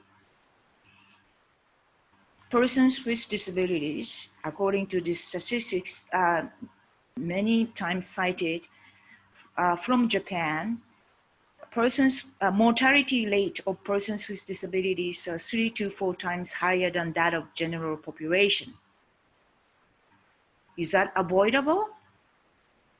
Yes, if we do promote disability inclusive DRR, but why it's not happening? So another level of challenges is that, first of all, I think we do not have a policy which integrates disability perspective into DRR. According to our survey done earlier, only 8 governments reported they have disability inclusive DRR. More fundamentally, the idea of inclusive DRR might not be regarded as a top of their agenda. They might be only regarded as an afterthought of an agenda on DRR. So that is a issue of a thinking which might be existing amongst different ministries in the government and perhaps other stakeholders. Also, as the first speaker pointed out, a lot of persons with disabilities experience issues of accessibility, be not being able to go into the shelters, use shelters, or do not understand early warning sign if it's only conveyed through audio means because their persons cannot hear. All kinds of accessibility issues exist. However, right now, when people, particularly government, speak about accessibility, they primarily start to speak about mobility accessibility. About 10 of the 35 governments which responded to our survey say that they have some standards applied to emergency shelters and disaster relief sites, but they tend to focus on the mobility aspects of it. So the lack of comprehensive understanding of accessibility is a challenge itself. And this accessibility issue permeates through all cycles of DRR. Lack of participation of persons with diverse disability in all decision-making processes throughout all DRR processes is yet another challenge. And as our previous speakers pointed out, the participation needs to be meaningful. It should not be a nominal, just inviting them for one meeting. And capacity of those stakeholders, which could be government DRR policymakers, implementers, community leaders in understanding disability, first of all, or disability inclusive DRR, and some techniques, and then how to engage people might not be there. So only around 10 governments in Asian Pacific says they receive some kind of disability inclusive disaster risk management training. Next, please. What do we do as an SCAP? Just to give you an example. As Shanae said, we cover Asian Pacific region, which covers 2/3 of the global community, global population. We have our region-specific Asian Pacific decade of persons with disabilities, which runs until 2022. Incheon strategy, which was adapted in Incheon, Republic of Korea, governs that decade as a regional instrument. We have Goal 7, which is ensuring disability inclusive disaster risk reduction management, by which we, SCAP Secretariat, ask governments to submit data such as the one that I just shared in my previous slides. So our basic approach is keep pushing governments to collect data on the indicators which are shown on the middle of this slide about availability of a disability inclusive disaster risk plan, training, and then accessibility of shelters, and then disaster relief sites. So that is one thing that we are doing through our intergovernmental processes. We are also trying to build or enhance capacity of all stakeholders, including policymakers on DRR, community leaders, and then other stakeholders, of course, organizations of persons with disabilities, through this e-learning tool on the DPIDG, which is available on this Make the Right Real site in English and Japanese at the moment, but potentially we will be able to have translation in different countries' languages, and then we will do the field testing of this tool. We also, in terms of accessibility, which is not shown here, are now looking into creating key performance indicators on communication accessibility, such as sign language provision on online mechanisms. As you can see in many of the public press conferences on COVID-19, in the beginning, not too many governments had that sign language interpretation attached to the speakers. Next, please. What should we do about then to promote more? Obviously, twin track policy approach in policies would be very important, not only mainstreaming disability component into DRR, but also including disaster component into disability policies, data enhancement, and then identification of those with difficulties at the community level is absolutely important. Of course, meaningful participation and practical engagement of persons with diverse disabilities through all process of DRR, and then ensuring comprehensive accessibility. As many people have already pointed out, which I am glad, but multi-sectoral collaboration is very important. Local, central, community level, and then different sectoral ministries. Ensuring financial human resources in important. I did not have time to talk about it, but of course, persons with disabilities in normal time are already excluded in many respects in livelihood, but that is accentuated after disaster happens. So inclusive livelihood strategy is very important at the build back stage. Next slide is the concluding thank you slide. And so that is sort of a snapshot of what we think disability inclusive disaster risk reduction is and should be. And then I would like to really encourage our follow-up discussions on both gender and then disability aspects. Thank you very much. Thank you very much, Ms. Okchan and Ms. Akiyama, for highlighting the very important, the gender and disability inclusive perspectives, and also particularly by sharing the work of UNESCO, also sharing reference materials. I'm sure the participants would find it very helpful. Thank you very much. Now we would like to move on to the country case presentations. For the first country case presentation, I would like to invite Mr. Purushottam Gimir, Joint Secretary of the National Planning Commission of Nepal, and Mr. Bhagawan Aryal, the Chief of Planning and Budgeting Division of the National Reconstruction Authority of Nepal, to introduce Nepal's experience in promoting inclusion of vulnerable groups in DRR. Mr. Gimil, the floor is yours. Thank you very much. Hello, good morning, good afternoon, good evening, and everyone from Nepal. First of all, I would like to thank the organizer of this workshop, UNDSA, UNDRR, and Government of Korea for organizing such an important online workshop and providing me the opportunity for the participation as well as today's country presentation with my colleagues, Mr. Bhagwan Aryal. Nepal is highly vulnerable in terms of disaster because of its geographical landscape. All you know that Nepal lies between China and India, and also Nepal is very famous of the country of birthplace of Lord Buddha and country of the highest peak of Mount Everest and many unique region. If you see the Nepal's vulnerability in different studies, you see the Nepal ranks in 11th in terms of earthquake, 6th in the climate hazards, 30 in terms of floods. Kathmandu, the capital of Nepal, is the most vulnerable city of the world. Natural disaster hotspot as per World Bank. In an average, 1 disaster, 2 deaths per day. As per a study, Nepal is a seismic activity zone according to the GL study. Next slide, please.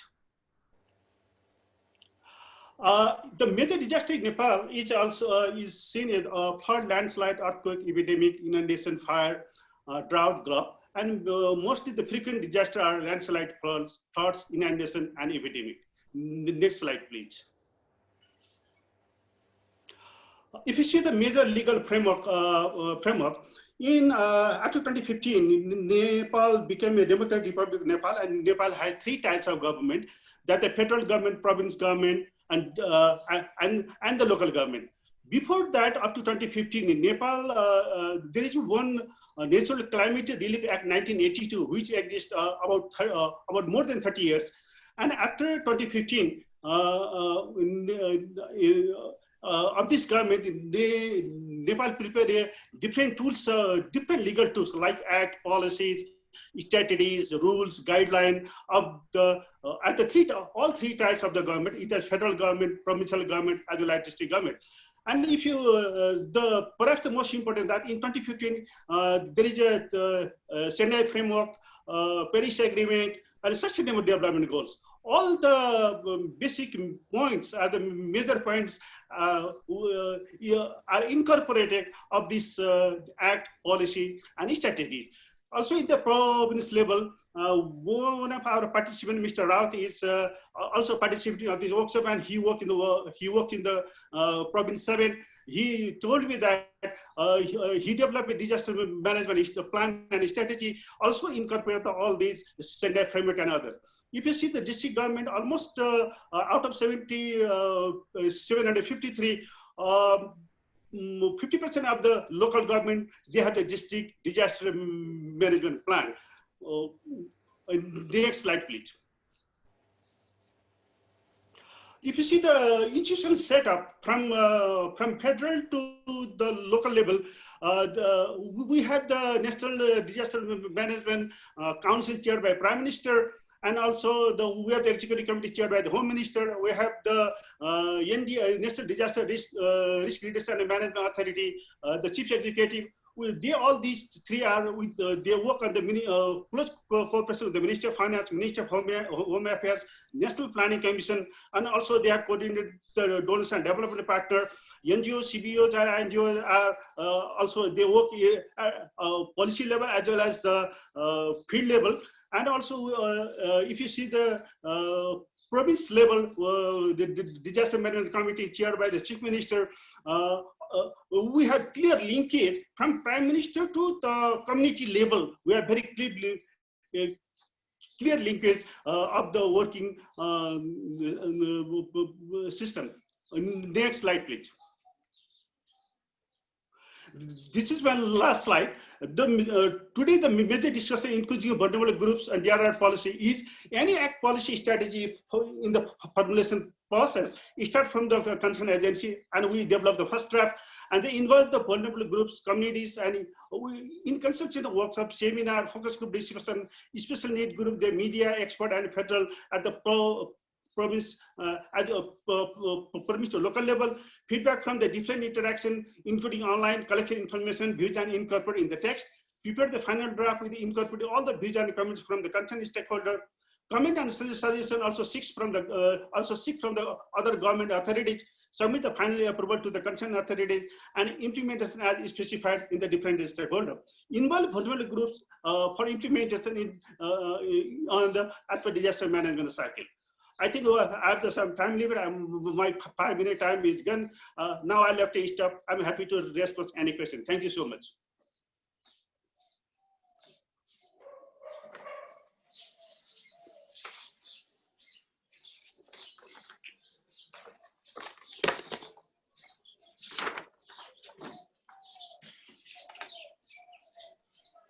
Next, may I invite Mr.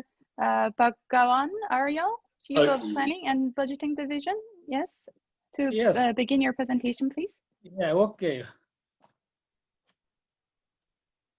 This is Bhagawan Ariel. I am from the Nepal Reconstruction Authority. I am going to share my country experience regarding reconstruction status and lesson learned from devastating earthquake 2015. Next. These are my coverage of my presentation. Next.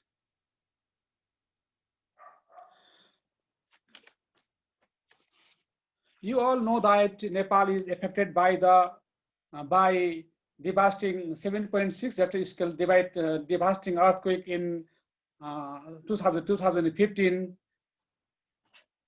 and there are so many human and physical losses, 8,790 human losses, and around 22,000 people were injured. Next. There were only 1 million private houses were demolished, 290 human settlements were destroyed. We have to resettle 4,689 people, 483 government buildings were collapsed, and security buildings 437, and more than 7,000 health educational institutions were completely damaged. 11,197 health institutions, or 920 heritage site, and 1,320 gumbas, and 3,212 drinking water schemes were completely damaged, and total financial loss was 760 USD billion. But we need to we need around $938 billion for post-quake reconstruction and the recovery. Next. To carry out the overall reconstruction activity, Government of Nepal established autonomous dedicated institution, which is NRA. NRA is responsible for leading and managing earthquake recovery and reconstruction activities. Next. It shows the organizational structures to perform given task efficiently and efficiently. It is a high-level institutional arrangement. National Reconstruction Advisory Council is headed by the Honorable Prime Minister. Steering Committee is also led by the Honorable Prime Minister. These are the appellate court, appellate committee, and courts. These are the institutional arrangement to operationalize the perform task. Next. For the Build Better Reconstruction, PDRF is the post-disaster recovery framework, is the main guiding document at a central level, and RRP district rehabilitation and recovery plan for the local level. These are the key approaches we adopted to perform the reconstruction activities. Capacity development of local communities and local government, focus on vulnerable population based on policy document. NRA policy document spell out about gender equality and social inclusion. Targeted livelihood program for vulnerable groups. Vulnerability criteria is set up and top of grant to people living with the vulnerable settlement. These are the key approaches which adopted the NRA to perform the activities. Next. Government established 4 different sectoral institutions for leading reconstruction work. One is the CLPIO building, which is responsible for the technical support and building the reconstruction of the private houses. Another unit is the CLPIO Jimali, we call it the Jimali.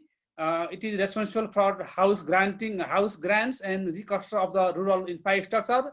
Another one, the central level project implements unit education, which is responsible for the reconstructing the school and college buildings. Another one, the DOA, Department of Archaeology, which takes care of all the reconstruction works of the heritage archaeological site. 3 modalities we have adopted.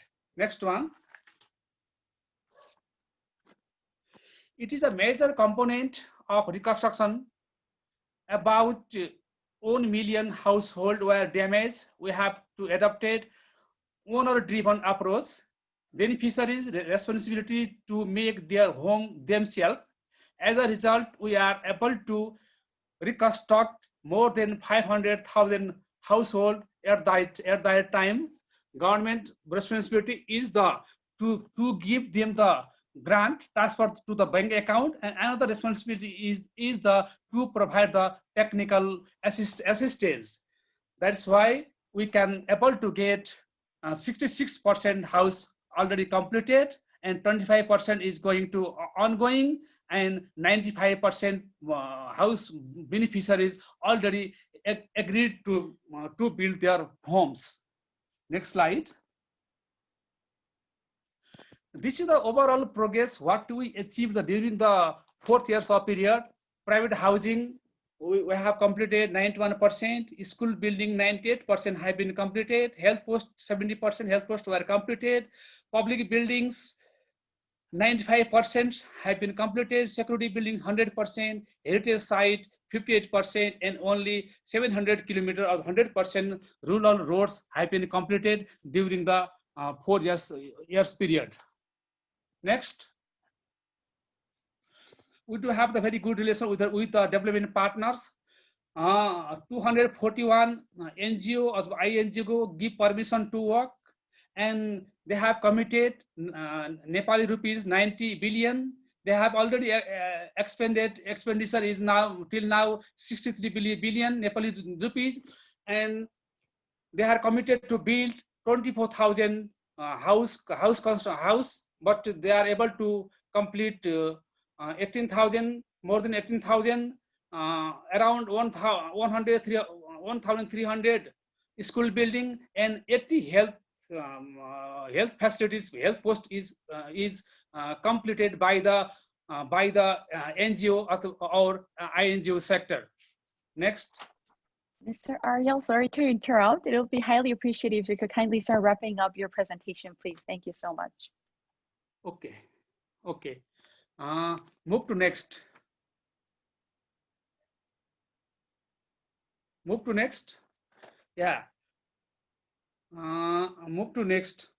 I will explain more about the lesson learned.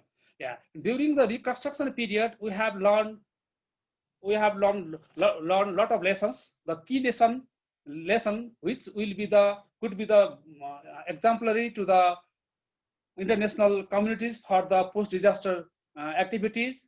This is only the local government as a major partner. We need to give priority and power to the local government. In Nepal, role of local government was pertinent. And next one is the technical support to the local government and beneficiaries. Lacks of the technical knowledge and know-how, we provided the technical support to local government and the community. Use of local construction material is also very much important role. Provided extra support to the vulnerable beneficiaries to reconstruct the private houses. Grievance handling provision of the appeal court. Who is not satisfied with the decision of the NRA, he can go to the appeal court for the next decision. Regular monitoring and coordination is also important. Ensuring support for vulnerable population, including women, via community-based mutual help mechanism are also very much important. Key priorities and principles are spelled out before the implementation. It is also one of the major learnings, and follow the build back better principle is firmly incorporated. Focus on both structural and non-structural of the recovery. These are the key lessons learned from our during the reconstruction period. Thank you very much. Thank you very much. Thank you very much, Mr. Kimil and Mr. Ariel, for sharing with us Nepal's policies and protecting and engaging vulnerable groups in DRR at both national and local levels. Okay, next, last but not least, I would like to invite Ms. Naomi Simani Huruk, trainer at the Ministry of Village Development of Disadvantaged Regions and Transmigration of Indonesia, to deliver the second country case presentation, sharing the experiences of Indonesia. Ms. Simani Huruk, the floor is yours. Thank you, Mrs. Mikyong. Good afternoon, good morning, and good evening, dear ladies and gentlemen. I will present the Indonesia country case with the title Empowerment of Transmigration Communities in Building Resilience. Next slide, please. As my presentation outline, 1, about transmigration, 2, approach, strategies, and innovative practice, 3, challenges and effort to overcome, 4, lesson learned. Next slide. Next, please. 1, transmigration in Indonesia. Transmigration in Indonesia has been carried out the Dutch colonial government, which at that time was called colonization. In 1950, this program by the government of Indonesia was given the name transmigration. Transmigration is the movement population, which means moving the population such as from densely populated area to sparsely populated area, with the aim of improving the welfare of transmigrant and the surrounding community and strengthening the national unity. Next, please. The stage of implementing transmigration include planning, building transmigration area, and developing the transmigration community area. Next slide. Number 2, approaches, strategy, and innovative practice. Approach. The Ministry of Village Development of Disadvantaged Area and Transmigration of the Republic of Indonesia carried out community empowerment through counseling, training, and mentoring. Next, please.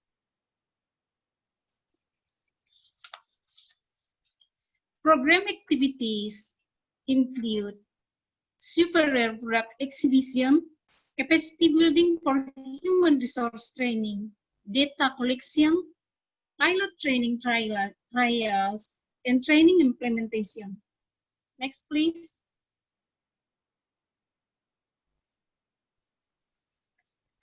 The training program organized by the Community Training Center in Indonesia, training on agroprocessing, superior product management in rural areas, we call PRUKADES, village owner enterprise, KPMD, horticulture and hydroponic training, land conservation, saving poultry, biosecular farming, training on clean water facilities, and environmental health. Next. Strategy. The planning stage involves the community in problem identification through training need assessment, determining the title of the training needed, and conducting an assessment. Next, please. In this slide, we can see implementation stage and monitoring stage.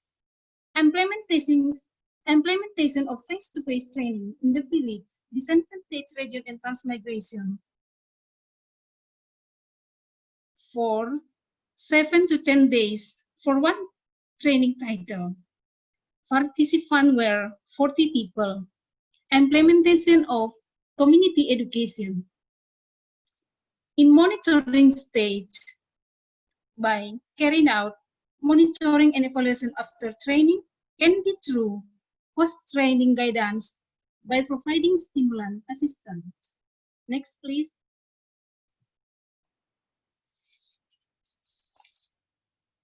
Innovative practice. The innovative practice that I have done in training are about 5S, good manufacturing practice, NMFCA in agricultural product processing, and GHP in handling horticultural product. The innovative practice of the Ministry of Village is BUMDES is a food burn. Next, please.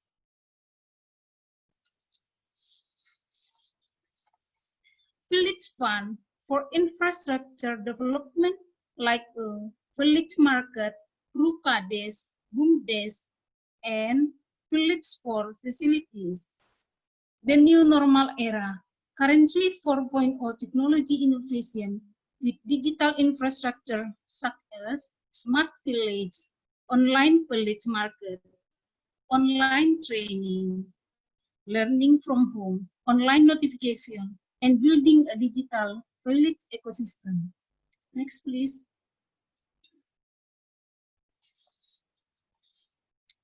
In this slide, you can see basic sewing training at Pekanbaru Community Training Center, Rio Province. In 2015, the participants came from the transmigration community. The training participant wearing their own clothing. Next, please.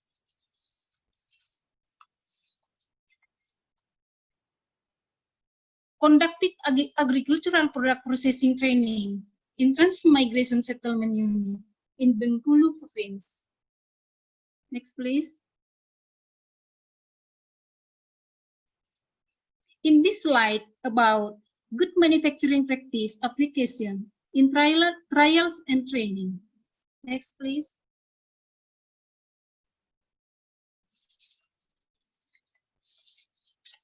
In this slide, we can see the horticultural training participants are household scale business owner, village officials, and BUMDES administrators. Next, please. Next.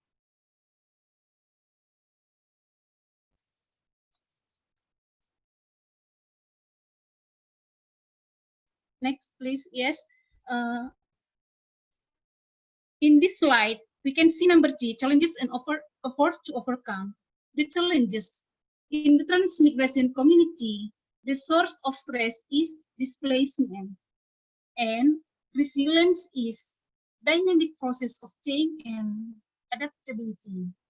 In rural community, generally limited transportation and limited access to digital infrastructure. Next, please.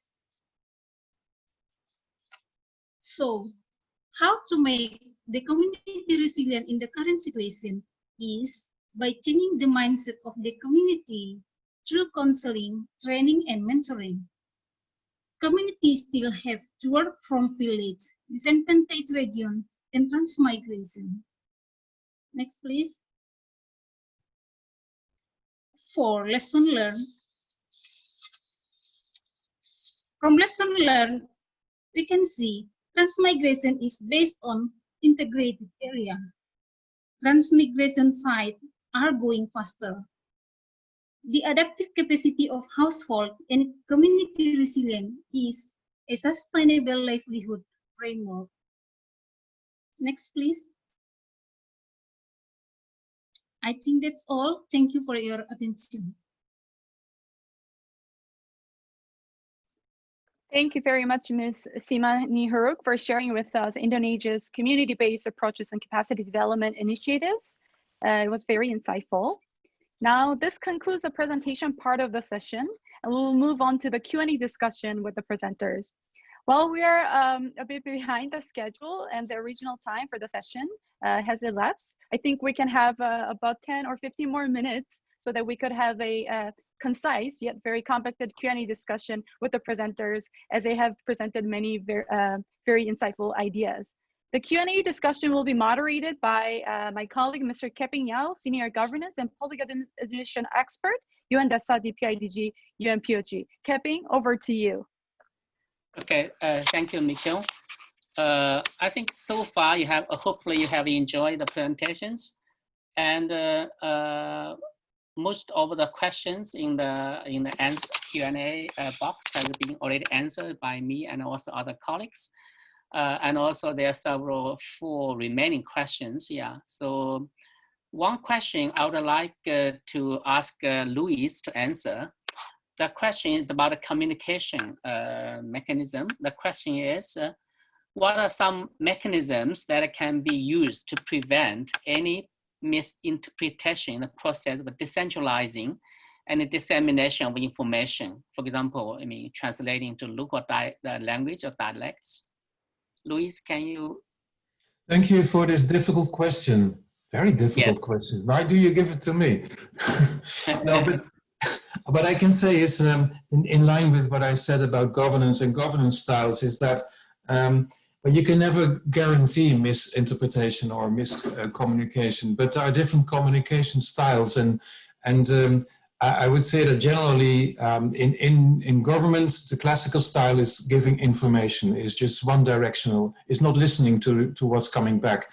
But dialogue is another style of communication, and if you invest more in that, you will hear back what is how the message you are wanted to convey is coming across to other people, to stakeholders. So stakeholder relations and working together and preventing misunderstanding and miscommunication and investing in, let's say, management of expectations is an important asset of, let's say, of innovative governance.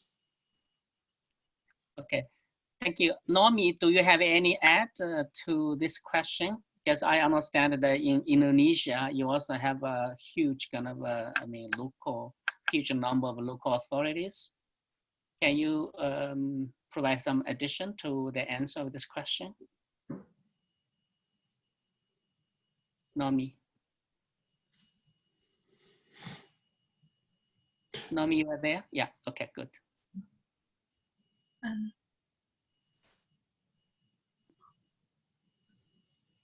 Go ahead, please.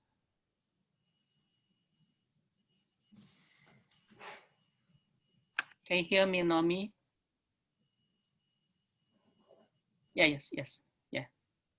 Unmute, please unmute your audio. Please unmute. Yeah, okay, good. Go ahead. What's the question to me? The question is how to prevent misinterpretation in the process of decentralizing and dissemination of information.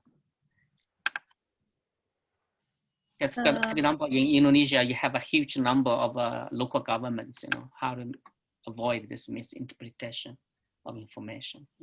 We implement, my office implement about training, mentoring, and counseling also. Training about communities, transmigration, and community village also. Okay. Okay. Thank you. Yeah. So, okay. Next question. I would like to direct this question to Aiko. Aiko, this question is about the disability. So the question is how the countries with low disability awareness should do if they want to plan disaster mitigation for the physically disabled persons.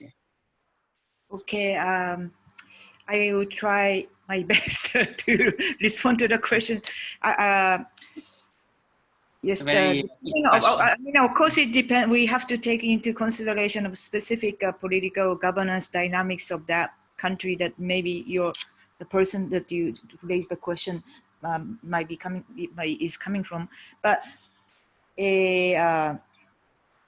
legally speaking, I would like to check if that country has ratified the Convention on the Rights of Persons with Disabilities, which obligate the states parties to be more aware of including disability into policies across different sectors from a rights perspective. So that would be the first one.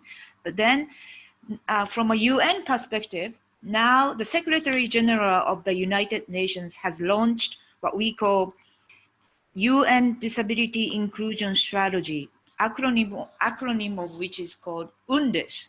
So all UN entities are now obligated and required to work on disability dimension in all areas of our work. So what I'm saying is that UN country team in countries of all the participants are required to do so. So they're in a position to also provide with trainers, it has to be appropriate trainers to do what we call disability equality training to officials. That would be my practical suggestions. And then the disability equality training is a globally known method of training innovated by persons with disabilities, and then many trainers are persons with disabilities. Did I answer to your question? Thank you. Okay, so maybe if this question, yeah, it's a very big question, and I think this kind of participant, his name is, or her name is Vuta Putri Isaneni. Yeah, I mean, I think you mostly answer her question. Yeah, if he still has problem, she still has a problem, she can further, direct her question to us. Yeah. I have a next question is for Mr. Gamia and Mr. Arya from Nepal. The question is about the interrelation between the DR policies, strategies, plans, programs, and projects. I think both of you from Nepal can perfectly answer this question, because Mr. Gamia is in charge of this kind of policy, and also Mr. Arya is in charge of the projects. Yeah. So can I invite Mr. Gamia and Mr. Arya to answer this question? Yeah, hello. Sorry, yeah. Okay, hello. Yeah, go ahead. Yeah. Okay, can you repeat the question again, please? Yeah, the participant want to know the interrelationships between the DR policies, strategies, plans, and those kind of programs or projects. Because in your country, you are in charge of a national policy. But Mr. Arya is in charge of this project. So how do you coordinate with each other? I think it is the question. Yeah. Okay, thank you. Thank you very much for the question. And firstly, first we have to develop the policies. You know, that policy could be the national policies, and that could be policy the province level and local level. That after you develop the policy, plan, and strategy, then you have to develop the plan according to implement that, what the policy says, what the strategy says, what the plan, and on the basis of the policy and strategy, you have to develop the plan and its implementation to the grassroots level. So there is clearly linkage between policy, plan, strategy, and act. Thank you. Okay, Mr. Arya, do you have I would like anything to to add? Yeah. Yeah, I would like to add someone. In the central level, makes the focus on the policy and act, whereas the decentralized level, provincial level or local level focus on the program and activities as per the direction, as per the policy from the national government, and the local government make plan accordingly. It is it's okay. Okay, so thank you so much. So I think that concludes our Q&A session. So now let me invite Mr. Samuel Dana, Associate Capacity Development Expert from UNPOG, to make a brief introduction about the session 4. Dana, you have the floor.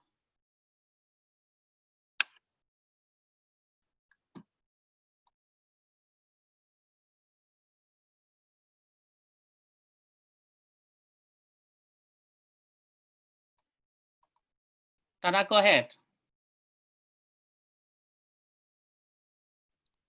Okay.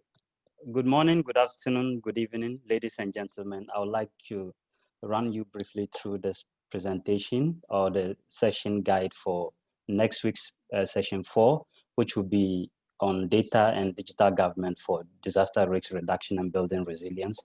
It's also scheduled for next week, Tuesday, September 8th. The role of data and digital government and its contribution to building resilience is highly acknowledged and is very important. The session will specifically look at data sources, its requirement, and how this relates to disaster risk reduction. Next slide. So as part of the discussion next week, we'll be looking at data requirements, how to gather data, and how we can make data-driven decision-making based on open data, quality data, data analytics, and what are the barriers that constrain data collection, or what constrains acquiring these the right data? What will be the institutional governance strategies for protecting data, and how do we build or bridge data gaps and also try to ensure digital inclusion across the sub-region and across all the demographics. The session will also try to concentrate on how to leverage data and digital government for building resilience, especially in vulnerable groups, in vulnerable countries, and how leveraging digital government, especially through open government, could help build resilience. Next slide, please. So the outline of the presentation will be this way. There will be an introductory presentation by Mr. Kepin Yao, who just spoke briefly a while ago, and me. And after that, there will be another presentation by Mr. Ko, who is the director and head of the Asian Pacific Training Center for Information and Communication Technology for Development, that's of UNSCAP here in Incheon. There will be a third presentation by Ms. Okuda, who is the director of ITU's Regional Office for Asia Pacific in Bangkok. Right after that, there will be another presentation by Dr. Erin, who is the Director of Global Operations from the Pacific Disaster Center in Hawaii. Next slide, please. So following from there, we have one country presentation from Japan, from the Director of the UN Center for Regional Development in Japan, who is Mr. Endo. And there will be some time for discussion or discussion with presenters, which will be led by Kepin, and there will be a session or a brief time to introduce the 5th section, and in the end, there will be a wrap-up of the section. So I'll take this opportunity to thank you all for your participation, and also welcome you to participate in session 4 next week on digital data and digital government for disaster risk reduction. Thank you very much, and over to you, Mikyung. Thank you, Dana. Yes, so this would conclude the session 3. We deeply appreciate your active participation, and we also thank very much the speakers for their insightful contributions. We have gone a little over time, but we hope you found today's very dynamic, and diverse discussion on this very important topic of inclusion of vulnerable groups interesting and insightful. All presentation files, background materials, and video recording of this session will be available on the workspace soon. And we also look forward to your continued very active participation in the workspace discussion as well. You can also now register for session 4 next week via the link shared in the chat box. And we also invite you to share your feedback on the session by spending a few minutes on taking the survey through the link in the chat box or the pop-up survey when you exit the Zoom meeting room. Thank you very much once again, everyone, for joining today and for insightful ideas and discussion. And we look forward to meeting you next week. We wish you all stay safe and healthy. Thank you very much. Thank you very much. Thank you. Thank you. Thank you very much. Thank you. Bye. See you later. Me. See you next week. Thank you. Yeah. Thank you.